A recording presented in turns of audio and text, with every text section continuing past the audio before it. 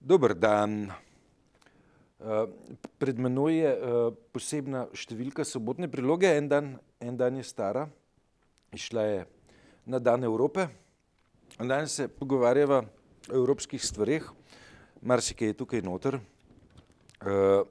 ampak če govoriva o Evropi, začniva z tekmovanjem Eurovizije, mar ne? Si resen. Omar Naber izpadel v četrtfinalu. Kakšni so tvoji vtisi ob izpadu našega favorita? Bojim se, da me to sploh ne zanima. Deva temo zamenjati. Zamenjava temo? Ja, pojva na evropske volitve, na francoske volitve pa take resne stvari. Greva 3 dni nazaj. Peva na nedeljo. Ja, logično. Peva potem na 7. maj. Pa na 9., ne, če že hočeš. Imela sva rezultat 66-34, Macron-Le Pen. Ja, suhe številke govorijo tako, ne, koliko 10 in več milijonov je volil Le Pen, od 12 jih je pa manjkalo na volitvah, ne? Da. Namreč, ne. To je kar podatek, ne. Potem Le Pen se je okoristil, pravzaprav ne v negativnem, pač dobil je upajoče glasove tistih, ki ga sicer sploh nekako ne spoštujejo, ne, to se pravi iz leve in z desne, pravzaprav tisti, ki ne marajo ekstremne desne iz desne in levi, ker niso druge izbire imeli, ne. Macron je pa v Parizu pobral 90%. Ja, to je kar pomeni, ne, da je francoska politična, gospodarska, socialna etc. elita ne, protežirala Macrona, medtem ko ruralni deli Francije, manjša mesta in tako naprej, so približno enako podporo namenili enemu in drugemu, sicer vendarle ne, v glavnini Francije z minimalno prednostjo Emmanuela Macrona. Sporočila so jasna, igra je odprta, še naprej, evropska igra in francoska v bistvu, ne. Rešitve niso ponujene, je pa kupljen čas za popravne izpite. Mi smo zdaj v situaciji, ne, ko se od decembra 2016 v nekih ciklih srečujeva za tole mizo, ne, in potem vsakič znova rečeva, ne, za las je šlo. Ne. Decembra 2016 sva rekla, za las je šlo, ko je šlo za avstrijske volitve. Vendar tam je bila izbira zanimiva, ne. Mislim, tam je bila izbira med profesorjem ekonomije, ki je pristaš okoljske paradigme, na drugi strani svobodnjak, beri pripadnik neke bomo rekli, neofašistične grupacije, ne. Potem sva imela enako nelagodje par tednov nazaj ob nizozemskih volitvah, in sva potem z olajšanjem ugotovila, da populistični skrajnež je pa osvojil samo 2. mesto na nizozemskem državnem prvenstvu. Tukaj imava 3. rundo. Se pravi, smo nekje se znašli v nekem ciklu, ko rečemo, ni se zgodilo najhujše, se pravi, ni prišlo do zmage neke bolj manj odkrite postfašistične politike, pač pa do zmage zmerno konzervativnih opcij. Razen v avstrijskem primeru, ko je šlo za zmago ekologa, kot rečeno. Ta cikel bomo letos še ponavljali, na nemških volitvah. Dobro, ne vemo, kako... Na nemških ne bo šlo za las, ker nemška populacija je po anketah zadovoljna z politiko gospodarstva, oziroma kolikor s politiko ni, z gospodarstvom pa je. Pa z družbenim stanjem v Nemčiji so Nemci zadovoljni. Nezadovoljstvo je v bistvu samo v desnih grupacijah protibegunska, se pravi ideološka, ne pa sicer, ker medtem ko nezadovoljstvo v Franciji pa zelo visoko in k temu vodijo pač ekonomski razlogi v tem smislu, da niso več družba blaginje in da... Veš, zakaj niso družba blaginje? Ker? Ja, zato, ker je v Franciji prevladal finančni kapital. Se pravi, v Franciji nima več prevlade industrijski kapital, ki je pač pred desetletji tudi v Franciji bil močen, pač pa finančni kapital. Kdo je pa agent finančnega kapitala v francoski politiki? Ja, človek, ki je pred 3 dnevi francoske volitve kar precej prepričljivo dobil. Ne? Pravi, Emmanuel Macron je svojo poslovno kariero začel s tem, da je kot uslužbenec neke starodavne banke Rothschild švicarskemu Nestleju prodal Pfizerjevo prehransko divizijo in ob tem zaslužil svoj prvi milijon ali 2. Ne? In potem je še nepar takih poslov speljal. V rosni mladosti zagotovil si eksistenco za naslednjih 65 let, ne, in je potem prestopil v politiko. Ne. Ni se prvič zgodilo, ne, da je nekdo iz banke Rothschild postal predsednik Francije. To je že bil v preteklosti tudi socialistični predsednik Pompidou, ne, ki je pustil nek pečat pred 40 plus leti. Ne. Ampak to, kar hočem reči, je pravzaprav, da je razlog za nezadovoljstvo v Franciji, ki je pripeljal do tega, da ima lahko kandidatka mehkega fašizma tretjinsko podporo, pravzaprav reprezentant cilj, ki so povzročile to nezadovoljstvo. Zdaj si odprl na zelo pomembno stvar. Pravkar sem prišel iz tiskovne konference, ker je šla slava vojvodine Kranjske Janeza Vajkada Valvazorja. Tam je bil Janko Kos, ki je razlagal kontekst časa, baročni kontekst časa, ker gre v bistvu za baročno delo, za zrelo baročno delo, ki že malo lahko da diši po razsvetljenskih idejah, ni pa še to razsvetljensko delo. Ne. Gre pa za to, da je on bil baron, tako kot je bil Zois barona. Ne. Ja. In oba sta izhajala iz severnoitalijanskih družin, Zois seveda tudi po materi slovenskega porekla, Valvazor ne. Ampak ti baroni, ne, ki so v bistvu na koncu bi predstavniki, to, kar bi danes rekli, nekih finančnih elit, ne, takrat pač posestnih elit, ne, so imeli pa neverjeten posluh za to, da so ljudem dali nek poriv, korak naprej v kulturi in seveda tudi v preživetju. In znanosti. In znanosti. Obramba pred Turki, ne, se pravi, vložek v opismenjevanje, vložek v pamet, skratka ljudje so po baročnem in pa razsvetljenskem obdobju, govorimo na evropski ravni, seveda pa posebej pa tudi na slovenski, dejansko niso občutili teh nosilcev moči kot preveliko breme, nasprotno občutili so jih celo kot tiste, ki so omogočali tisto, kar jim prej ni bilo mogoče, ne, na nek način. Se pravi, renesansa Evrope, zdaj, če smo že pri zmagi 9. maj, ne, 9. maj. 9. maj, ne, zmaga nad fašizmom in tako naprej, ne.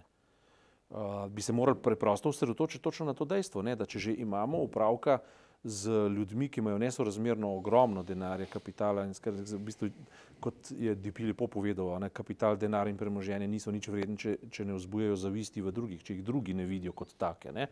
Ampak vendarle omogoča pa neka bazična preživetja, ker ljudje, ki imajo minimalne plače, ljudje, ki se prebijajo iz meseca v mesec, ki ne plačujejo položnic in tako naprej, kar v Sloveniji je primer, ne. V Franciji ne vem koliko je, ampak tukaj je, ne, primer. Se pravi, to so človeka nevredne razmerje, ker ti velike debate več ne pomagajo k ničemur, ne. Skratka,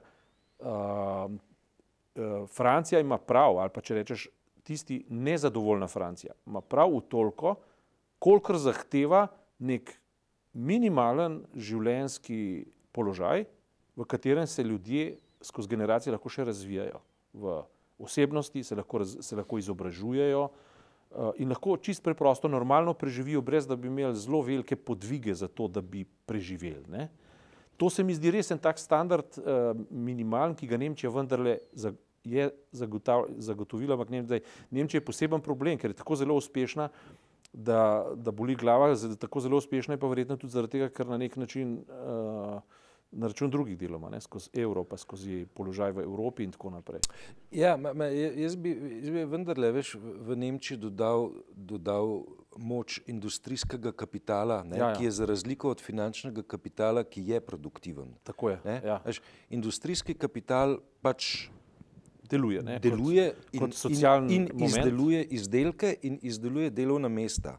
Ja, Finančni kapital v najboljšem primeru industrijskemu kapitalu omogoči, da nekaj naredi, sam od sebe, ne, pa proizvaja samo bogatstvo tistih, ki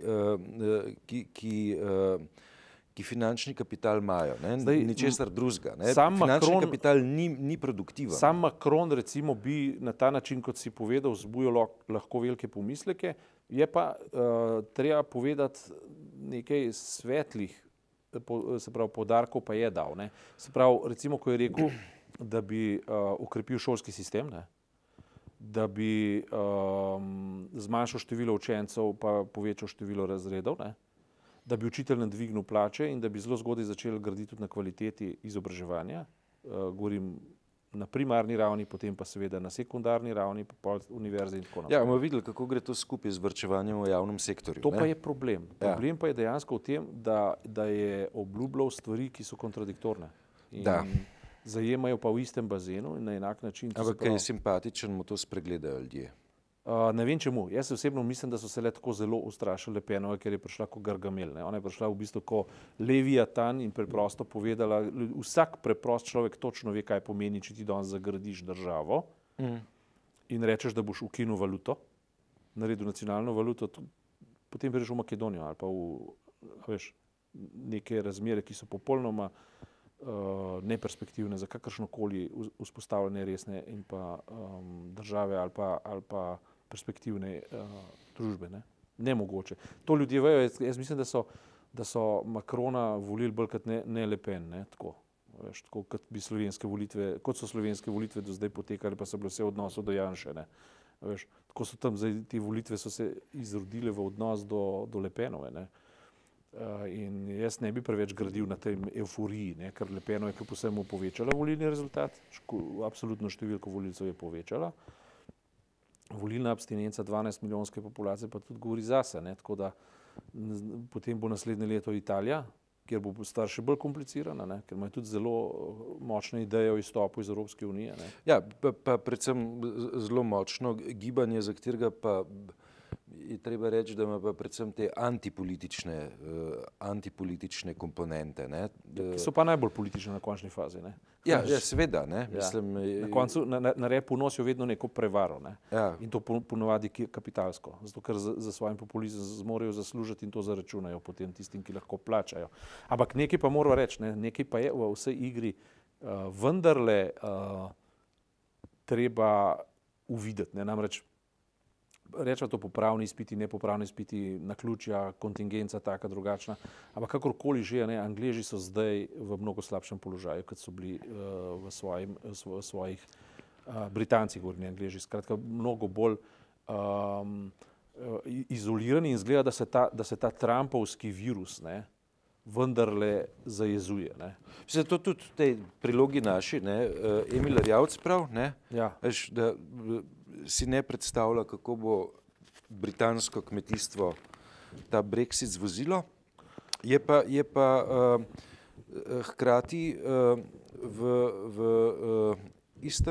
istem formatu, v isti sobotni, izredni sobotni, ne, tudi intervju z britanskim sociologom Furedijem, ki pa pravi, ne, da se je pa z odločitvijo za Brexit v Britaniji odprl nek prostor razprave, ne, kaj zdaj narediti, in to prostor produktivne razprave, ne, se pravi prostor bremena proste razprave.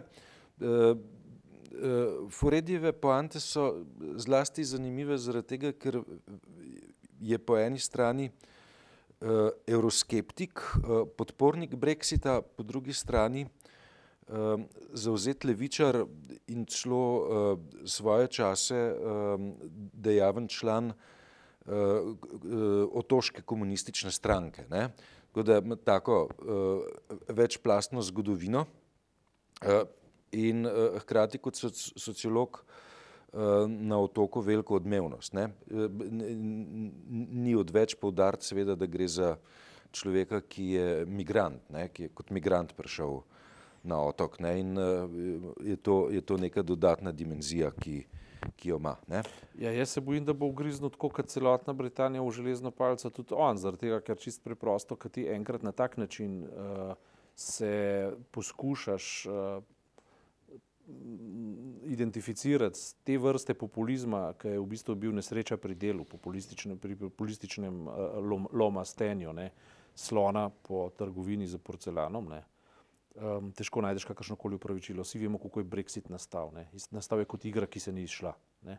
In zdaj to razpravljati o tem, kako bo to prostor razprave, lahko da, ampak v učilnici neke univerze, mislim, ki ne bo imela nikakršnega dosega. Nastal je kot igra, ki ni imela računice in se je potem v nekem trenutku, a veš, cela britanska vlada s konzervativci na čelu, ki so to dali na referendum, zbudila z glavobolom, kaj pa zdaj, ne? Lahko se bo celo nekoč pokazalo, da je bilo to v bistvu da je bilo to podprto z kapitalom, ne, ker mednarodnim špekulantskim kapitalom ta igra, ne. Lahko se bo pokazalo, zato ker nekateri bodo blazno profitirali z Brexita, ne. Se pravi, govorimo pa predvsem. Ja, samo v tem primeru, ne, če govorimo o kapitalu, je treba povedati, da je kapital sestavljen iz frakcij in podfrakcij. Ja, se pravi, to, da se bo City sesul zaradi tega, ne. To sigurno ni ta kapital. Da. To je nek drug kapital, špekulantski, kakršenkoli že. Ampak recimo, ko sem gledal in poslušal Nigela Faragea, ne, kako je letel v Ameriko, ne, kako se je potem, mislim, preden da je Theresa May sploh lahko prišla do rdečega telefona, je bil on že 3-krat pri Trumpu. Ne. Trump, ne. Odstavil šefa FBI. Kaj to pomeni? Kadar predsednik Amerike odstavi šefa FBI, ponovadi sledi impeachment njemu, ne. Zdaj tako, ne, v nekem času, iz zgodovine se ne moramo nič naučiti, ne, ampak ko je Nixon leta 1973 odstavil človeka iz FBI, ne, ki se je ukvarjal z raziskovanjem vdora v Watergate, ne, in je pač bil vedno bolj na sledi povezavi med storilci in republikansko stranko Barry Nixonom, ne. Ja, čez eno leto je Nixon moral iti, ne. Je potem to leto 1974 bilo neko zelo nenavadno leto, ne. Namreč, ko Nixon odstopi, postane predsednik ZDA Gerald Ford, ki je bil njegov podpredsednik, vendar Ford ni nastopil na volitvah, ne, zaradi tega, ker je pred Nixonom odstopil že podpredsednik, izvoljeni podpredsednik, ne, tako da smo imeli leta 1974 predsednika in podpredsednika ZDA, ki sploh na volitvah nista šla, ne, nista bila na volitvah, ne, sta potem 2 leti neizvoljeni osebi vodila imperij, ne. Ampak, ne, zdaj, teorija o tem, zakaj je Donald Trump odstavil šefa FBI, je že v tem trenutku veliko. Vprašanje pa, če bomo neke dobre odgovore zvedeli razen, no, če se dejansko zgodi ameriška verzija parlamentarne preiskave, ki bi pripeljala potem do... Ja, najmanj gre povedati mogoče to, da je njegova Trumpova politična metoda ni več viralno uspešna, ne. To je Evropa zdaj pokazala z Macronom, je pokazala z Ruttejem, ne. Bo verjetno pokazala tudi v Italiji, domnevamo, ne, ampak na začetku je kazalo, da so v bistvu ti modeli novih nacionalizmov, ki so po drugi strani kapriciozni, nacionalno spet zaokrožujejo, formula za uspeh, ne. Zdaj očitno to ni res, ne. Ne pomeni pa to dejstva, da ne kaže zelo resno proučevati vzroke za te stvari, ne. Ker če tega ne bodo počeli po Evropi, bo Evropa razpadla. Še enkrat, Evropa bo ali socialno korigirana, ali pa je ne bo. Ne tako, ker je rekel Pahor, ali bo federalna, ali pa ne bo, ne. A veš. In upam, da bo Evropa sposobna te razprave... Havel je pa rekel, bo duhovna, ali pa je ne bo. Prav je moče to rekel, zaradi tega, ker recimo, če greva nazaj na naše velikane Valvazorja, ki je bil mimogrede, ne, seveda tudi član Kraljevega društva.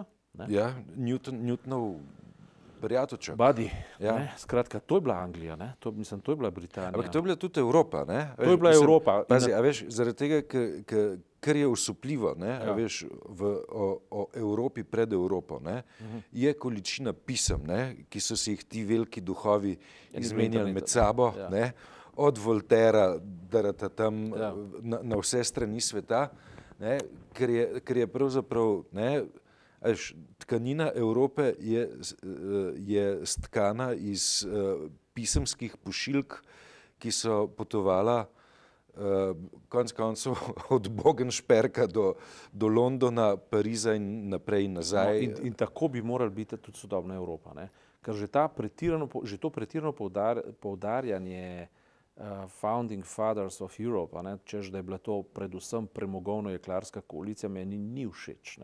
Jaz bi šel rajš v humanistično tradicijo, v renesanso, bi šel v razsvetljenstvo, saj kot neki skupni, ali pa kot skupni imenovalec pač v nek individualizem, ki je povezan na tem, da, a veš... Mava pa problem pa, veš, ko greva iskat duhovne fundamente Evrope, pač pridava do Grčije, Ampak kako smo mi Aristotela v resnici v Evropo dobili nazaj? Čez Arabijo, čez severno, tako, čez Arabijo, Sej to je poanta, Poanta je v tem, da gre za duhovni univerzum, ki se danes pač opredmeti prvo, kar je recimo na praktični ravni v delavskih pravicah, potem v temeljnih človekovih pravicah ljudi, v enakopravnosti, pa v, če hočeš, pozitivni diskriminaciji, v prepoznavanju vrednosti posameznika, človeka ali karkoli že v njegovem pač dostojanstvu, ne pa v novodobnem razslojevanju, ki dejansko vzpostavlja rod patricijo in rod sužnjev. Tako, kot še enkrat stotič že pripovedujem, ko je Badiou lepo povedal, ko je padel berlinski zid, se ni več naselil krajev, ampak se je naselil med revne in bogate. Imamo novi berlinski zid, ampak je neviden. Med revne in bogate se je naselil, pri čemer je bogatih vedno manj, revnih vedno več. In tisti, ki so bogati, so vedno bolj nesramno bogati. Mislim, da bi Evropa kljub vsemu morala, mogoče ni naključje, ali pa predvsem pa zanimivo, da je zadnjič Angela Merkel rekla Norveški, da bi jo rada videla v Evropski uniji. Ja, imeli še eno z nafto bogato državo v tejle evropski familiji. Bolj pomembno od nafte, se mi zdi, da je ona ciljala v njihov socialni model, ker tam so zelo visoki davki. Skratka, tam je regulacija pripoznana, legitimna in sprejeta, vendar so z sistemom teh protikorupcijskih varoval povratne zanke zelo učinkovite. Od države ljudje imajo zelo veliko. In tega se na nek način veselijo. Zato so tudi stopnja zadovoljstva tam Danska, Norveška so zdaj po teh meritvah najvišje, skandinavske. Kolega Marke, še enkrat bi izkoristil priložnost, pa bi te prosil, da komentiraš izid Eurovizije. Moram ti po pravici povedati, da ga ne poznam prvič, drugo, kar si zdaj rekel, da je nek naš pevec izpadel, tega nisem vedel, ker me ni zanimalo. In me tudi naprej ne zanima in me ne bo zanimalo.